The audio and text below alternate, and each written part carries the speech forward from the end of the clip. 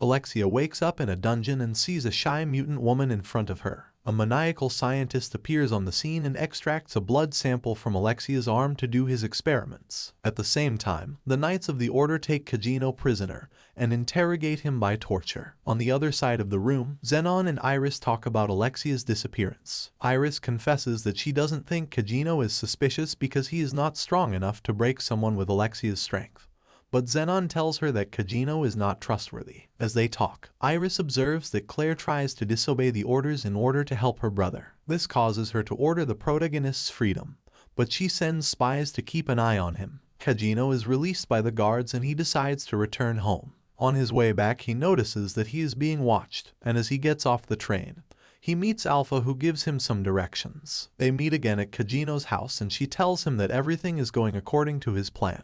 Then he meets Beta, to whom he explains in detail what is about to happen. He leaves his house dressed as a civilian and is intercepted by the corrupt guards who accuse him of kidnapping Alexia.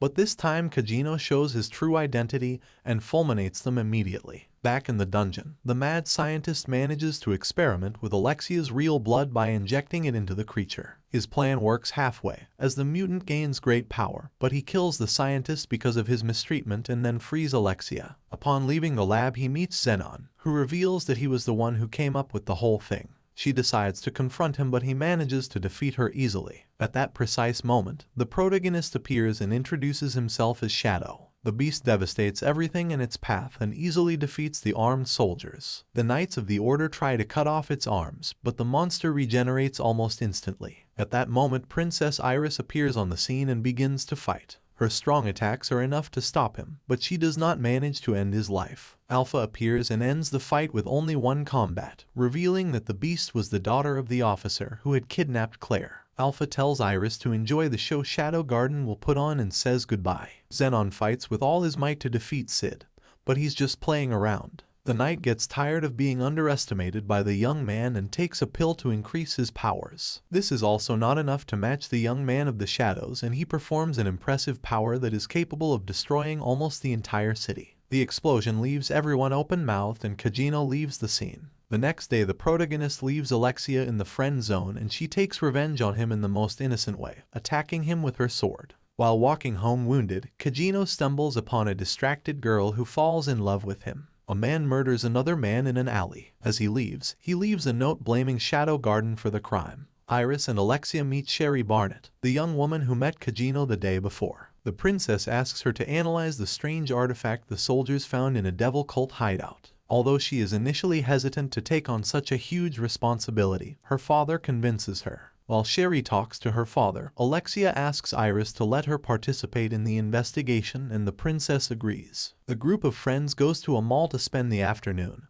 but a strange girl invites them to take a survey. She takes him to the top of the enclosure and he is surprised by Gamma, who is in charge of investing Shadow Garden's money. The waifu explains to Kagino that the mall belongs to the organization and he takes some coins before leaving. Back home with his friends, he makes an excuse to stay on the streets and get information about the imposter who is tarnishing Shadow Garden's name. He watches from the roof as Alexia fights one of these imposters and runs to help her when the imposter receives reinforcements. He chases them down and kills one of them, leaving one of his waifus to take care of the other. Alexia meets with Iris to tell her about this, so Iris deduces that someone is trying to destroy Shadow Garden. The next day at school, Kagino gives Sherry chocolates as soon as he sees that she is investigating the strange devil cult artifact. Later she meets with her father, who explains that the boy must be interested in her, so Sherry remembers the day she met Kagyun. Kagyun meets Nu, the new Shadow Garden recruit. She explains to him that the devil cult is experimenting on young people all over the city to brainwash them.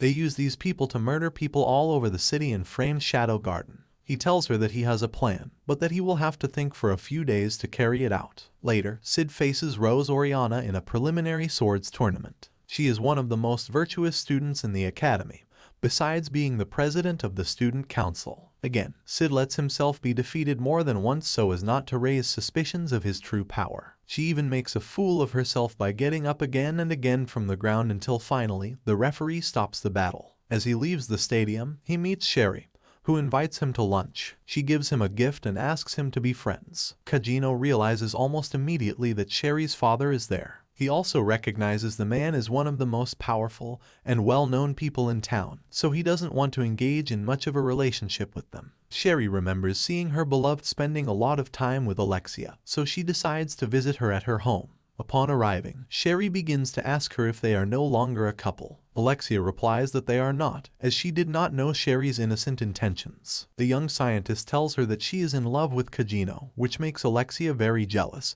but she doesn't tell Sherry about it. Sherry is very happy to learn that Alexia and Sid are no longer a couple, so she bids Alexia a kind farewell. The next day at school, Rose enters along with another student council member to explain to the students about the new rule changes. At the same time, members of the Devil Cult were initiating an anti-magic spell to attack the academy. Rose tries to confront one of them, but a spell affected all the magic in the place and Kajino must run to save her. The blow hits the protagonist's chest and wounds him fatally. The end. Thanks for watching. Please like, subscribe, and click the bell icon to get new anime recaps.